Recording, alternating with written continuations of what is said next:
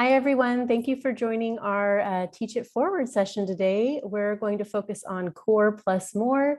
We have two awesome panelists with us today, and the bit.ly link for this presentation is in the bottom left corner of your screen so that you can access that at any time. The session format for today will review the goals that these panelists had for using Gradient in the first place in their schools, hear a little bit about their story of why they picked Gradient in the first place, what they tried out, and what they learned along the way. The purpose of these sessions is to really highlight our experienced teachers who are working so hard out there with our tools, and to give ideas to the rest of our colleagues out in the field, just maybe to save you some time and get some great ideas along the way. Here are our two panelists today. So we have Catherine joining us from BASIS. It's a school in China, actually. And Chelsea is also joining us from Kentucky. My name is Katie Selstrom. I'm the Director of Customer Experience with GradeCam. And we also have Kate on the line with us manning the chat. And she's also a customer experience coach with me, coming from Kansas today. So we're all in different places. We're going to get started with Catherine. She's joining us as an AP psychology teacher. And she does a little bit of science too on the side. So she does a little bit of everything. And I'm going to let her share her story about how she's using Gradient. So take it away, Catherine. Sure, thanks, Katie. A little bit of everything is actually a perfect description of what I do. I currently teach at BASIS International. There's a chain of schools. I think there's about 7 currently in China. I work at the Shenzhen campus currently. So I teach grade 4 science. So I have 5 classes a day. About 80% of my day is little ones. They're between 9 and 10 years old. The majority, I think about 99% of my students are Chinese nationals, and about 1% are teacher students or students that are joining us from other international communities. So the vast majority of my students in particular are English language learners, which definitely plays an impact into the decision making and how I teach. So very important to know that about my community. The other 20% of my day, as Katie mentioned, is for AP psychology. So as a AP recognized accredited institution, we still need to provide the same level of content to these English language learner students who are comparing and competing their scores with native speakers, many of whom have taken an introduction to psychology before, something like that. So my job is very tricky. It's challenging to kind of thread the line between what the expectation is of where they need to be and where they're currently at with their language abilities and their current study habits. So luckily, GradeCam is the perfect solution, as I have said many times to many people within my own building. So, of course, most teachers are coming to GradeCam and Gradient for the same thing. How do I get through my stacks on stacks on stacks of papers? Of course, we want to try to grade more efficiently. That's something that I think all educators are looking for making their own lives easier, for some semblance of a work-life balance, but also for how to distribute scores more quickly to students. With my grade 4s, with the attention span, what it is for a 9 and 10-year-old, by the time they take a quiz and they turn it in, they've immediately forgotten everything that they just did. So what I notice is that for the biggest help as far as getting things back immediately is for the psychology students. So we have so much content to get through in such a short period of time. The only way that we can really do that effectively is if the kids get as close to immediate feedback as possible. And so my psychology course in particular is divided into knowledge-based questions, multiple choice. Do you understand the content? But we also have quite a bit of writing. And I'll talk about in a minute how GradeCam kind of meets those goals and how I'm able to, what I think fairly effectively, convey information and get responses and feedback specifically for growth as soon as possible to those students. So how's it started? This was an actual picture of my desk in my office. This was before I started using too much GradeCam. I want to say like early 2020. And then how it's going, I think I'm at like 85 assessments. And what I love about this screenshot that I took as soon as I knew that this presentation was happening is that it really shows that I have, let's see, there's some biology 8 in there, which I am, in addition to doing grade 4 and AP, I'm also one of the advisors for the biology 8 curriculum in our school. So I created some standardized tests and some quizzes, and I added the other teachers as joint owners, which we'll chat about in a second. There's benchmark tests, there's practice tests, there's AP Psych quizzes, tests, and then also just some homeworks that they can get back, feedback very, very quickly. So definitely making my life a lot easier. Digital is the way to go. Sanity restored since I started using GradeCam. Yes, thanks, Katie. So when I was approached to do this presentation, I started thinking about what are the priorities? What does a teacher who is watching this, who is participating in this webinar, what do they need? And I thought about what my school needed, and I found 4 kind of big areas that the school really needed some help with, needed some guidance, let's say. The first thing was that we have large grade levels. Most of my classes are a full 25, so we're maxed out at 25. I know that seems like a dream to many students. I've taught in schools before where the cap was 34. So I understand that. And we have 6 classes for each grade level. So I have 150 students currently, and trying to reach each of them and make sure that they're all getting the same quality of education. Unfortunately, it's difficult because one teacher can't always teach all of the courses. So horizontal alignment was a big struggle. There was actually even an issue a couple of years ago where at our school, 2 teachers who were teaching different sections of the exact same subject had different quizzes and tests. And it was a big problem. It was difficult to figure out how students in one group were learning differently than this other student in another group. Why are their grades different? All of that disappears once you start using GradeCam, because we're able to align and create the joint owner on the sharing your assignment. Once you're able to create something, you can very easily add somebody else. So this could be an administrator who is covering for your class one day and they need to print the forms for the quiz, or the other person who's teaching my class, they can go in and see my results. So if they notice that my students got question number 3 correct, whereas their students really missed question number 3, it's a great building opportunity for them to approach me and ask how I'm doing it differently, and vice versa. The ability to check each other's scores from a growth perspective is invaluable. It's incredibly useful. Oh, sorry, I have one more on the other slide. Sorry, Katie. So the second thing for the ELL learners, as I mentioned, we do have some students who are much stronger with their language patterns than others. Some of them have been in international schools for years. Some of my students, especially in high school, maybe are just joining an English speaking school for the very first time. And so having them within the same grade level is really complicated.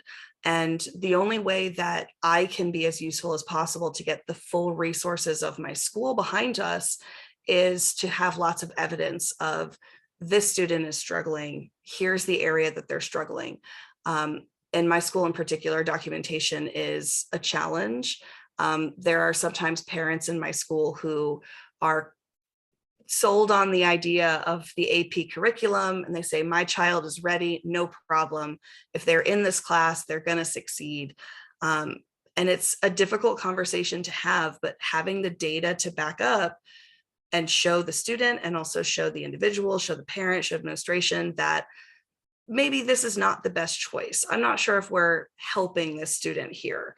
I need more support. The student needs more support. Here is a clear evidence of where my students are at all times. So provides a lot of support for me to be able to get administration backing for student differentiation. Number three, the biggest one for me was, okay, I have to approach writing assessments very differently. My grade fours who are mostly learning how to bubble right now, sometimes my class or maybe my grade 3 class is the first time that they've ever seen a bubble sheet. At the beginning of the year, we start with like, bubble in which group you're in, which class you're in, bubble in what your favorite color is. And we kind of slowly build up.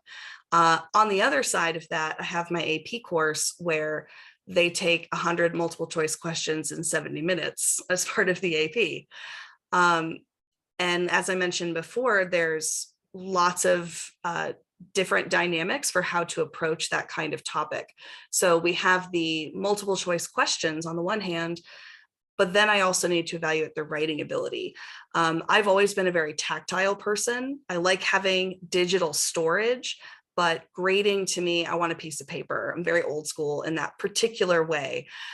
So my students write out all of their FRQ responses. So on tests, on practices, what I do is my tests are usually broken up into about 75% multiple choice, and then 25% either fill in the blank or essay. And one of my favorite things that we can do on GradeCam is have a rubric. So when I set a rubric setting of their writing response, either scores a 0, a 1, or a 2, it gives immediate feedback to the students. It provides data analysis for me, how many students got it a little bit right, how many students got it completely wrong, and how many students got it completely right. And I can still provide the direct immediate feedback to the students as I'm grading it. So it's really the best of both worlds in this situation. So it's a lot more than just multiple choice. You can structure it based on what your student need is, which is a great versatility product of the platform. And lastly, surprise, we're online. You have 2 days to make all of your quizzes and tests ready to go. That has happened to me 4 times now in the last 3 years. And luckily, I was one of the very few teachers in the school who didn't panic. I didn't have to stay up until 2 a.m. writing my stuff. I was already ready to go. The only thing I had to do was now formally upload my document, set it into PDF, and have the student facing portal, which was incredibly successful. A bunch of my students said it was so much better than some of the other things that teachers were having them do of, I'm going to send you the worksheet. I need you to print it, circle your answers, take a picture, and send it to me in my email. And I genuinely had a teammate who was in the same grade level as me for the AP group, and sent me a picture of having over 300 emails from students collectively with pictures of different assignments. Gone, not doing that anymore. Everything's digital. And the other thing I love about it is that when we did my mock exam, when the students have digital access, they also get their specific results immediately. So we had a 3-hour study session on a Saturday. The kids came in, they did their essay, and as they did their multiple choice, I was grading their essays. And then when they were done, they came up to my computer, scanned their score, went back to their desk, and had immediate results. They know within 30 minutes of finishing their test if they got a 1, 2, 3, 4, or 5 on the mock exam. And again, that data, invaluable. I think before I was doing this, it would have taken me a week at least to get that kind of data back to them quickly and efficiently. So life-changing for sure. So overall, kind of coming back to the big ideas, I wish that I had known earlier the different dynamic nature of GradeCam. I got very creative with true, false, and matching questions, but realizing and opening it up as the platform developed as well to the fill in the blank handwriting recognition, game changer for sure. The ability to do the rubrics for 0, 1, 2 points, the ability to change the weighting for the different questions. Fantastic. Number 2, our students really appreciate the collaboration. Like I said, it's super easy for me to take a screenshot, send it to a teacher and say, hey, I noticed that Billy did badly on this section. It looked like he really struggled with question number 3. Now, because he picked this answer, D, it really makes me think that it was a vocabulary issue. So I could reach out directly to his ELL supervisor. Okay, what are some of the vocabulary levels that he's at? How can I know this moving forward and make sure that I'm meeting him and evaluating his science knowledge and not his English knowledge? And then last one, we're actually overhauling our system right now, and we're creating standardized tests. So having those that are exactly the same, they're easy to approach, and for teacher distribution and analysis, having them all on the same platform is fabulous. And that's it. Had to find my unmute. Thank you so much, Catherine, for sharing. So many things I want to highlight there, but I'll let other folks on the line chat their ideas. Just a couple things that really popped out for me. The very first page you showed us with the pile of papers on your desk, so familiar. I taught second grade and first grade, so you can imagine the piles I had. Different grading, of course. But, Yes. you know, just seeing that you can convert from that to where you are now is, that's just life-changing. I can't imagine how much more time you're saving. But it was cool to see the assignment list that you had along with that. Like, you've kind of evolved over time in the types of assignments, maybe, and we see this a lot from people that use GradeCam. You know, they start off just trying to replace something they already have, usually, like get my finals in there, get my midterms in there, get my benchmarks in there. And then when they get used to it, kind of like your story, find out all the other things you can do, then it's like, oh, I could replace something else that I'm currently doing with this too. So Exactly. yeah, I think that's a very common story, and everybody, you know, is wherever they're at and they're trying on new things as they go. And so it'll be a great message out there for other folks to be like, hey, you might even be able to save yourself more time. Try some of these other things. So that's a great part. Happy to help. Yeah, thank you so much. Okay, so let's see what Chelsea has to say. So Chelsea's going to join us from Kentucky, a different subject area in a different place, doing her own thing with Gradient. And we can hear a little bit about how the tool's been useful for her. So go ahead, Chelsea. Great, thank you. I'm Chelsea. I teach in northern Eastern Kentucky in a small school. I have about 80 kiddos in my classroom. I teach 7th grade English. And so that's a picture of my school. We started using GradeCam a few years ago, but when I first started using GradeCam, I kind of used it to replace the multiple choice question quizzes and things that we had, just to kind of save time in grading.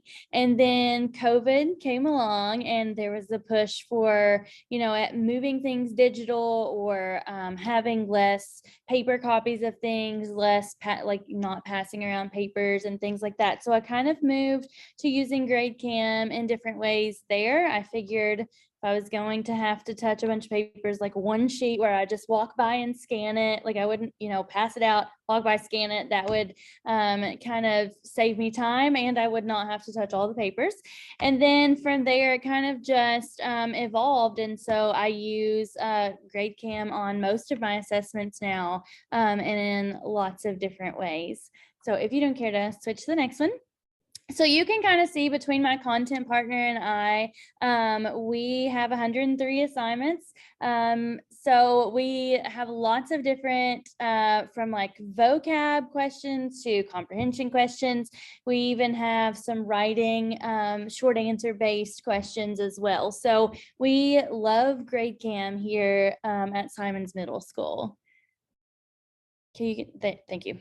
All right. So a couple of things when I was thinking what I would be able to share with you guys that you may not already know, and I wanted to kind of highlight how things evolved and the things that I love about GradeCam. So one of the things that I love is I can get the data back pretty quickly. So for my 7th grade kiddos coming in, they have several gaps from being shut down for COVID and being online. So they come to me with a lot of gaps. And so something that was super helpful to me this year was the reports that I was able to run after giving assignments, because it really helped me drill down where their gaps were and on what standards they had gaps on. So at the top, you can see a score graph. I use the averages. I run the reports by class. So I put it on my board and we have a competition to see which class gets the highest average. And of course, my kiddos, 7th graders, they're super competitive and they love that. So I like to be able to see, where my kiddos fall. Like, I know my distinguished kiddos are there. They have mastered the content. My proficient kiddos, they've mastered, but maybe they could use some more practice. But I'm really going to be able to look at this and hone in on those apprentice novice kiddos. That tells me that they need some more reteaching. And this is just a quick visual way for me to see that. The item analysis, I really have looked at and started utilizing a lot more this year. Like I said, because of COVID and the shutdowns and just, where the kiddos are, they're coming to me with big gaps. And we discovered that in our informational text unit. So we taught our hearts out. We thought our kids, we thought they really had it. And then we gave them an assessment and they did not have it. And so we started really looking like, okay, maybe it was the format. Maybe like, let's look at the questions. So we started looking at the questions, the item analysis. That was like our first step. Once we saw the score graph, we were like, okay, let's look at the item analysis. What questions are they struggling on? And then we were able to start seeing some trends. And once we kind of noticed those trends using the reports, we were able to see exactly what standards that they were struggling with. And I'll show you that in just a second. But these reports have been such an instruction changer for me, because it has helped me to be able to talk to my content partner and just say, okay, this is where our kiddos are falling. It helps us to understand like where we need to go and our next steps. Another thing, on the left of the slide, you can see the open response rubric. I know Catherine hit on this, but like when I started using GradeCam, I started just using multiple choice. And then when COVID came around, I was like, okay, I have to find a way to grade their writing without touching the paper. So I was able to, print the short answer box and they could record it. When I scanned it in, then I could see it right there on my computer. And I used the rubric to be able to give a score. And so that, of course, cut down on, the amount of papers that had to be touched, and because that was a big push in my district. But also, like we said, like it gives them their score pretty quickly. And my kiddos, they want that feedback immediately. They grow up in such a world where they get instant gratification. And so it's hard for them to wait on me to grade all 80 some papers. So this was a quick way for me to just go in, and I just had to look at their writing and plug their score in according to the rubric. And so my kiddos love getting that feedback quickly. Thank you. So I kind of talked about what happens when we look at our report and the kiddos aren't mastering the content. We see some issues. So at the top, there's the question analysis again. So the green would be proficient, the blue is distinguished. And so you can see some areas like maybe they didn't do so well on their questions, but I can look at a question analysis by class. So this is all 4 of my English classes on one of the assessments I gave. And so I was able to see, if all of my classes answered question 1 at a novice rate, then that would tell me, okay, there's either something wrong with the question or that my kiddos hadn't mastered that. And that's something I need to go back and reteach. So this report really helps me to just identify those areas, or maybe faulty questions even. And we've had that happen before. And we've really been able to identify those using these reports. And then at the bottom, I have a picture of a standard analysis. So this actually came from that informational text test where we really thought they had it. We taught it for so long. They seemed to do well when we did it together, but then when I gave it to them, they didn't do so well. And so we were able to look not only at the class averages and at the questions, but I was able to see specific standards. So one of my classes did really well on informational text 7.3, but then the other standards, they weren't so great on. So I knew at that point, I was able to say, okay, I know these are the standards that class needs to work on.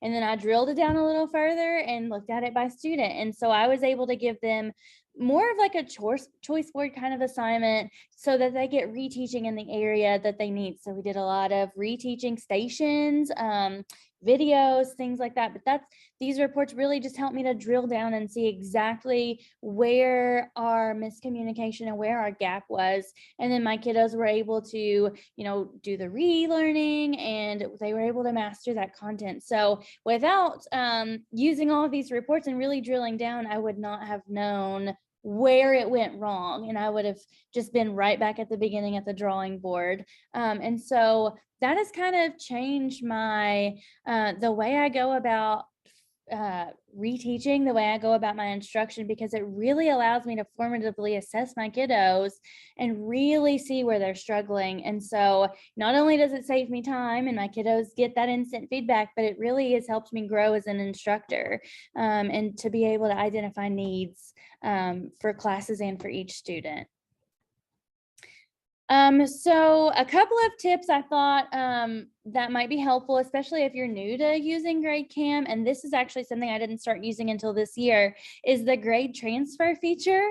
So there's like a wand. I should have put a picture. There's a wand thing, and it'll say transfer grades. And so we use Infinite Campus here in Kentucky, and GradeCam will transfer the grade for whatever quiz I choose, but it will put the grade right into that Infinite Campus program. So it kind of cuts out the going back and forth or having to record it in an old-fashioned grade book and go then and put it in. So it just takes so much time to do that. And so using this transfer feature saves me so much time, especially when I have 80 some kids just in my English classes, not counting, the other classes I teach. So it is definitely a time saver, and it keeps you from making little mistakes when I don't know about you guys, I teach English. So when I look at numbers, my eyes cross a little bit. So it helps me a lot.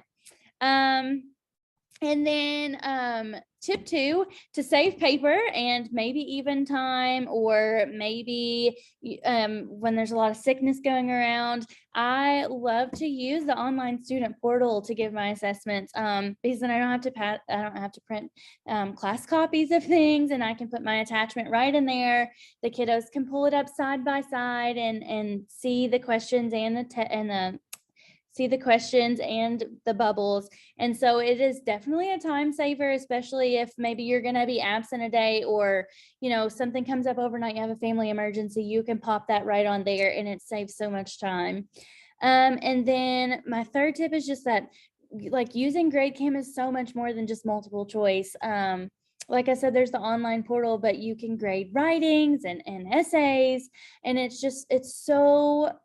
so much better for the students, I feel, because they're getting that instant feedback, and they know, in that moment, what it is that they need to work on. I think it's more meaningful to the students, because if if you're giving them their papers back 2 weeks later or a week and a half later, when you've already moved on, they're not sure at that time. It's kind of in the past, and they don't really know exactly what they need to work on. But giving that instant feedback, it's really going to help build relationships, and they're going to appreciate what you're doing so much more, because they're able to take that and they're able to see where they need to grow. And so it improves teacher-student communication as well. So I think that's all I have. Thank you, Chelsea. It's so cool to hear the parallels between you and Catherine about some of the things that you tried. I'm not seeing any things pop up in the chat, but if either you or Catherine have any questions for each other, feel free to ask. One thing that I wanted to point out that you kind of both mentioned is the impact that this tool has on students. So you both talked about how much students appreciate the feedback. And Catherine even talked a little bit about how they even kind of notice that the collaboration happens between teachers, because either you're sharing assignment creation or you're giving tips from one teacher, what they're noticing, to another teacher for skills. So I don't know if either one of you want to talk any more about that. Like, what have the conversations with students changed now that you've used this tool? I remember my students were like, what can I do for extra credit to raise my score? And when I started to transition into standards-based grading, it was more like, what do I need to know to get better at this or to show mastery? So it just completely changed the conversations I had. So I was curious if that's done the same for you. So my kiddos are still kind of in that, what do I need to do to raise my score mindset. They haven't really grasped the correlation yet. And so that's something we're going to work on moving forward, is just really making them understand, like, it's not necessarily like a whole testing. We're looking at what standards are you not mastering. And so we're going to drill down on that a lot moving forward. But I know my kiddos